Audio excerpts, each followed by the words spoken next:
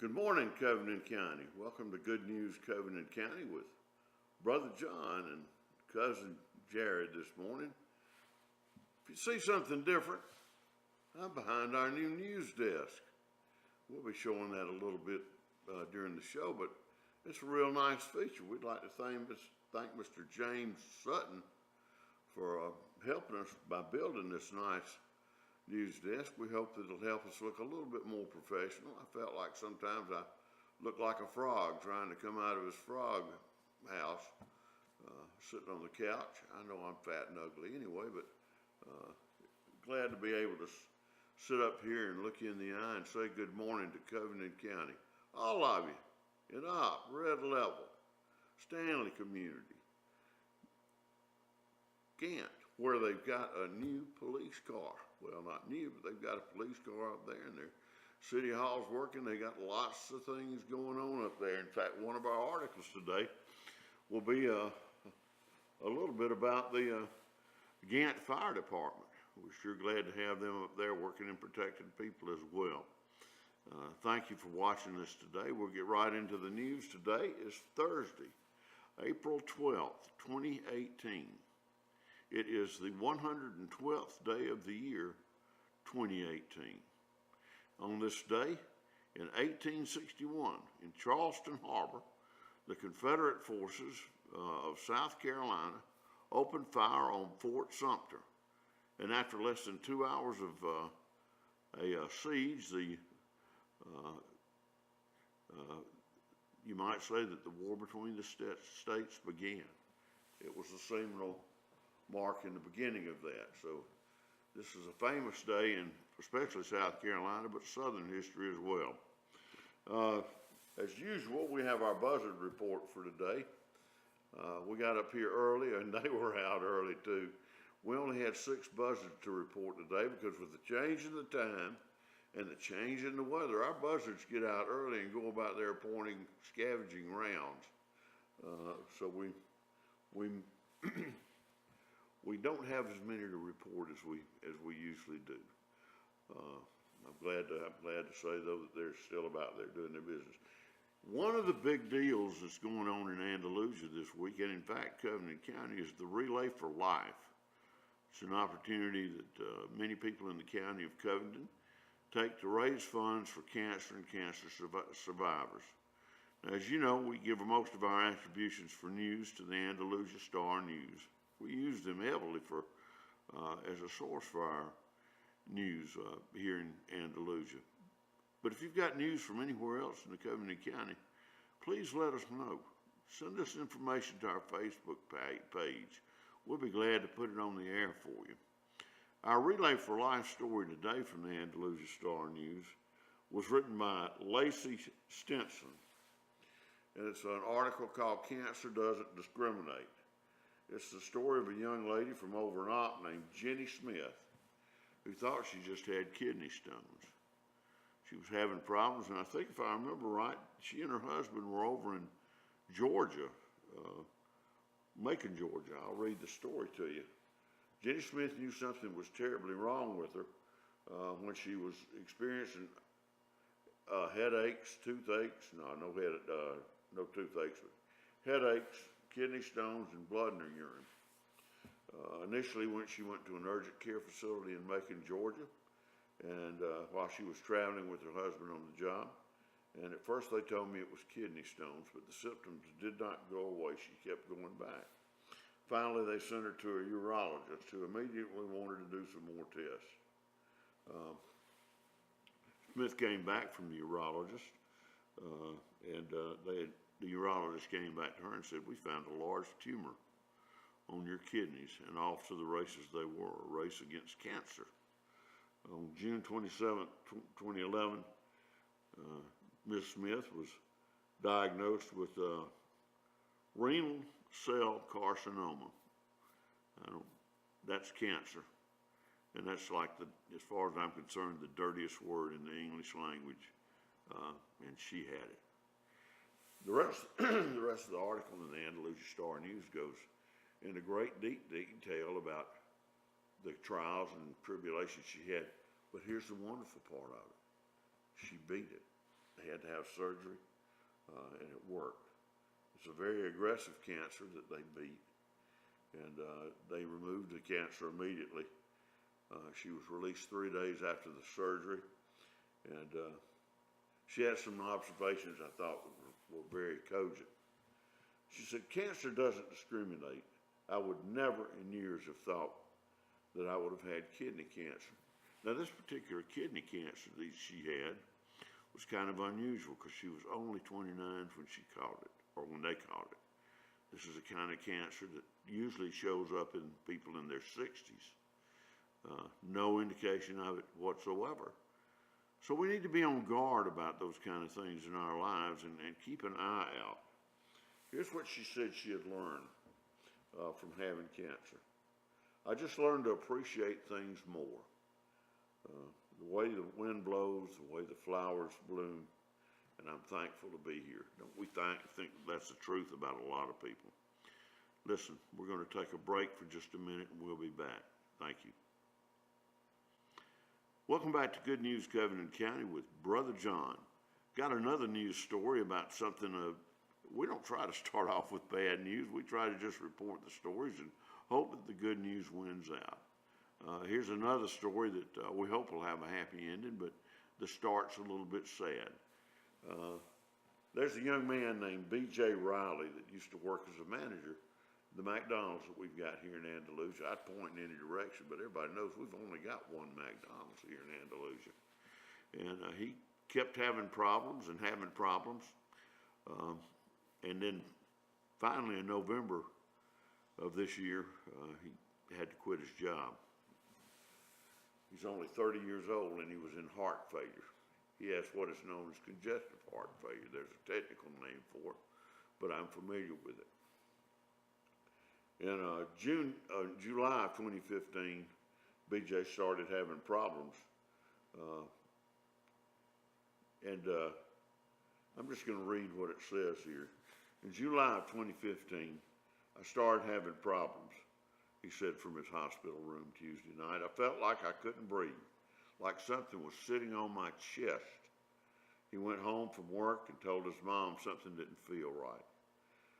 They went out to the hospital and they ran some tests on him and they said I had a spot on my lungs. And they sent him to Flowers Hospital in Dothan. As they found out, he had what was a genetic heart condition that was diagnosed that caused congestive heart failure, a condition in which the heart doesn't function efficiently enough to remove a lot of the fluids and to meet the body's needs. It's something that makes you tired in a hurry and keeps you tired all the time. From that point in July of 2015 until November of 2011, BJ continued to work at McDonald's as a hand and then as a delivery person. Quite frankly, I wondered where he'd gone to, but I was not a good enough person to probably ask the question where he went and why. But he continued to work until November 2017 when increasing shortness of breath and the fatigue just in general became too much for him. The same symptoms sent him back to the hospital and then later to UAB in Birmingham. He had a heart cath done and technicians left tubes in his place to continually drain from his heart. He's been told that he needs to have a mechanical pump to remove those fluids from his heart. They call that an LVAD, and it needs to be surgically implanted. Now this condition is kind of troubling because it's hereditary. He lost a brother, Jonathan Carnley, at age 29 to the same thing. Their father lives in Huntsville, and he's having to deal with his own health issues as regards to something like that. And BJ lost a nephew to heart disease following surgery not long ago. At his age, he's got some kind of limited options. He's on Medicare, but he doesn't have any insurance anymore since he's no longer able to work. They're a family that they're like many of us. They're probably just barely getting by, and this has become a burden upon him. He's very, very worried about his ability to get well and to pay the bills. I understand there are a lot of us that are like that. I might be one of them. Jared might be one of them. It could happen to any of us, a situation like this. He has, won't be, he's on Medicaid. He won't be eligible for Medicaid until 2020. He's on Medicare.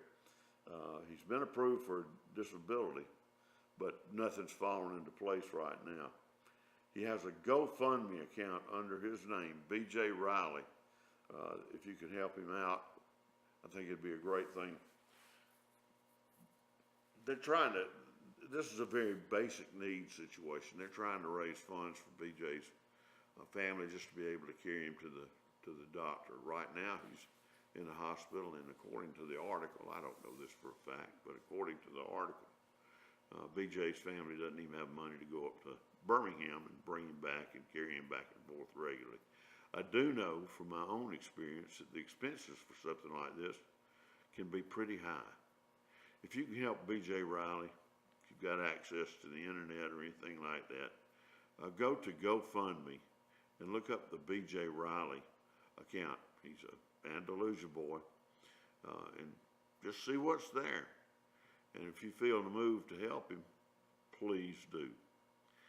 It's a great opportunity to help our fellow man, be a good Samaritan here during the 40 days that I consider to be the Easter season, to go help someone who's in need. Again, BJ Riley is a young man under 30 that's got some pretty heavy medical needs. Now, when I talked earlier to you, I mentioned that there's some things going on in the Gant area. They have a policeman up there, and he's looking out for public safety. But the other day, apparently, they had some false, well, not false, but some fire calls they needed to examine.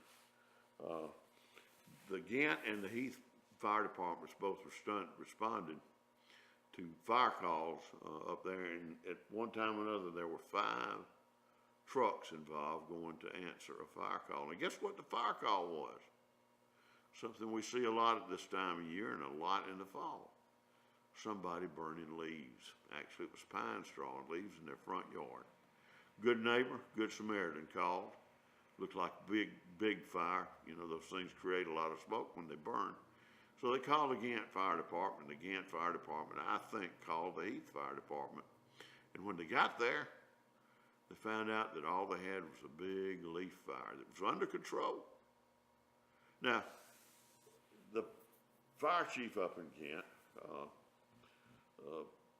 mentioned some, his name is Scott Fight, and that's a volunteer fire department in Gant, just like it is in Heath.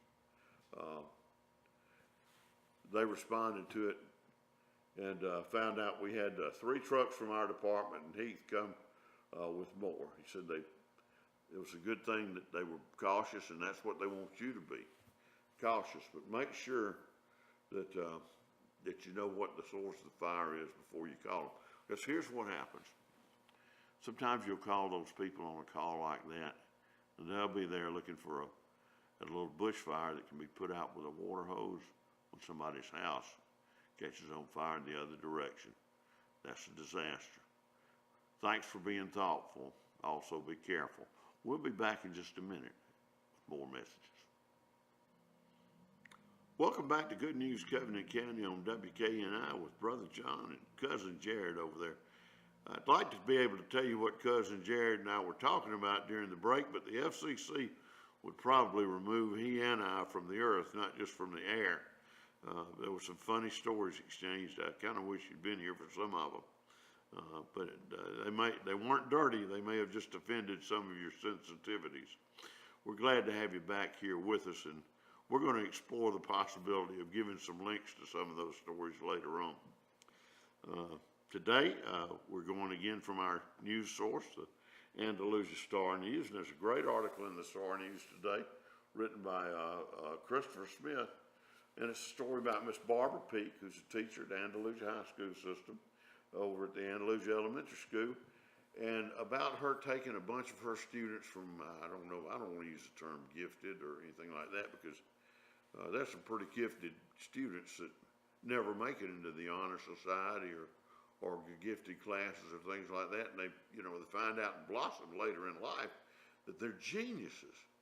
But they took some of these children from the Andalusia Elementary School to Huntsville, to the space camp. And they had a good time up there. This was, I guess, during the spring break. They spent quite a bit of time up there, and they got to go into the simulators and felt like they were out in outer space. They got to have the sensation of being weightless, trying to accomplish activities and those kind of things. But the big lesson that the kids seemed to have learned was about teamwork and working together with each other to overcome these kind of obstacles, these things that they were unfamiliar with in life, to overcome them and accomplish something. I think that's a great lesson. If you can learn that early in life and you can accomplish it later on in life, the rest of your life, team building and working in teams is a super good skill. It's a great educational thing. Jared and I've talked many times about how nice it is if you can find somebody that's able to be selfless and work with you when you don't know something, and will give you the information and help you team up with them and work together collaboratively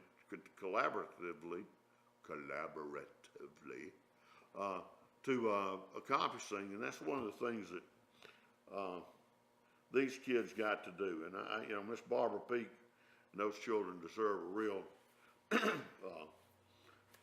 I guess, applause or whatever you can do. But if you see them, congratulate them. Now I want to tell you a short story that involves a friend of mine's son that went to space camp and was absolutely intrigued by it, and it paid off. And the kid's name is Colin Brooks. That's right, my buddy Bob Brooks' oldest son went to that, and he decided at an early age after space camp that he really did want to be an astronaut. And he went to school and he got his engineering degrees and that kind of stuff. And you know what Colin Brooks does today? Colin Brooks is an engineer for NASA up in Huntsville. He's worked on the Mars project and a number of other things, and was recently promoted to be in charge of about 160 or 170 other engineers and tech types like that. To Colin's credit, and this will tell you how Andalusia produces some of the finest people in the world, Colin has actually been the one that pushed the launch button on at least one launch from Cape Canaveral/Kennedy down there, and is scheduled to do another one in the near future. That's a tremendous honor, especially for a kid that came from here in Andalusia, went to college, and now he's doing that. So that's what the real beauty and value of something like a space camp is for your children and your grandchildren. If you have an opportunity to send them off to a place like that where they can develop their creativity and their leadership skills, it's well worth it. There was another short article in the Andalusia Star News that might be scary to you. Do you realize that there is a shortage of newsprint? There's not enough newsprint to go around for all the newspapers. In fact, it looks like the people in the newsprint business are about to see or are already seeing a 40% increase in the price of the newsprint that they use in your newspapers. Now that's important to us because it's not just newsprint that, newspapers that we see that in. There are a lot of other papers that we see that in. But the amount of printing that is done on that particular type of paper has decreased over the years, and so there are fewer and fewer plants producing it. I guess the best paper that they make apparently comes from a plant in Canada, and they're the only place that really makes this fine quality paper anymore. Well, guess what? We're involved in trying to change our position in many trade situations around the world, and one of the things that may be affected by that, it looks as if it's being affected by it, is the cost of newsprint, as they put a tariff from Canada on the newsprint that we buy and bring into the United States. So it's amazing that a global story like that can, in short order, tariffs and trade can, in a short order, filter down to somewhere like Andalusia. Hey, if the Star News goes up, Don't call Michelle. Don't call Christopher. Don't call Josh. It's not their fault. They're not the ones making the paper. Call somebody in Canada and tell them, cut some more trees. Give us some more paper. But let's make it for real. Now we're going to stop for a minute and we're going to come back after these commercials to tell you a little bit more about Andalusia. Welcome back to Good News Covington County with Brother John and Cousin Jerry. A lot of our news from the Andalusia Star News today involves things that happen in the school system. There's a special story about one of the specialist people that I know in the Star News today, and that's Paula Sue Dubelt. Paula Sue's been special to me. I've known her, I guess, most all of my life. Very talented, has one of the most beautiful singing voices I've ever heard in my life. If you've gotten to hear her sing, and I've been able to hear her ever since I was in high school, you've had a true treat. I believe she has a professional quality voice, and she's a wonderful person. Paula Sue lost her husband, Walter Dubelt, a good friend of mine, over the weekend. He was a great person. A great man, just a sweet individual. Paula Sue's the same way. Paula Sue taught chorus at Andalusia High School for a number of years, and as she retired, they decided not to fund the program for chorus anymore. You know, that's where everybody gets together and learns to sing. And Paula Sue came back out of retirement, and she and Sue Bass Wilson have worked hard together to continue a choral program at the Andalusia High School. The program still exists. Paula Sue has retired a second time. She did it last spring as her husband Walter got sicker and sicker. The Andalusia High School choral department has a concert coming up, and they're going to do several shows, several songs, particularly show songs. They're going to dedicate them or perform them in the honor of Paula Sue Dubelt. The performance will be Friday, April 13th. That's like tomorrow, from 7 p.m. and Saturday, April 14th at 2:30 p.m. And 7 p.m. So there are going to be 3 opportunities to hear this very talented choral group from Andalusia High School. Guess what? It's one of the best deals that you'll ever get. Ticket prices are so reasonable it hurts. Adult ticket prices are only $3. $2 per ticket for children grades K through 12, and free for children 5 and under. And let me tell you, they've got a tremendous amount of talent in this program, and they go on and do. You should listen to the choral group at LBW Community College. A lot of those kids trained under Paula Sue and Sue. It's a great program they've got there. Go support it, and remember our good friend Paula Sue Dubelt, and of course her recently deceased husband Walter as well. But what a good opportunity to support something that's good for the community and do something that's good for a really, really wonderful and grand person. I hope there's a great turnout for the thing because it's worthy of it. Got a lot of sports news. Andalusia High School, the Lady Bulldogs, led by Sydney Ray this time, beat the Flying Squadron, I love that name, from Highland Home in softball, 9-0 on Tuesday. They got ahead, they got on them early, and they just continued to play well. Good pitching, good fielding, and good hitting. It's hard to lose when you do all those things well. Want to congratulate them. Also, as I mentioned earlier in the week, the Andalusia men's baseball team did extremely well in their baseball this past week. Locally, there's other news about some people that lift weights. CrossFit of Andalusia has they're located right down here off of along these 3 Notch, whatever you want to call it, like that. And they've done a good job of promoting fitness in Andalusia. Now you can look at me and tell I'm not much participant in CrossFit. You know, as I say, I get my exercise by jumping to conclusions.